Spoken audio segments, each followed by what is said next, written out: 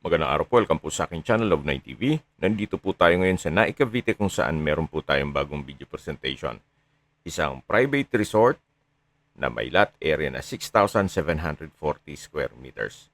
Dito sa loob ng property ay meron pong rest house, pavilion, swimming pool, cottages, dalawang bungalow house, at napakalaki pa po ng bakanting lote na farmland.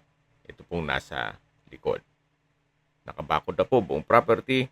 Tungkol naman sa dokumento nito, ito po'y titulado, kaya wala po kayong maging problema sa documentation o sa transfer ng title. Ito po'y along the highway, kaya accessible po ito ng public transportation. Binebenta po ito ni owner sa halagang 35 million pesos. Ang full video po ay mapapanood nyo sa aking YouTube channel na Nov9 TV Official. Kung may mga katanungan po kayo, tawag lang po kayo sa aking numero. Maraming salamat po.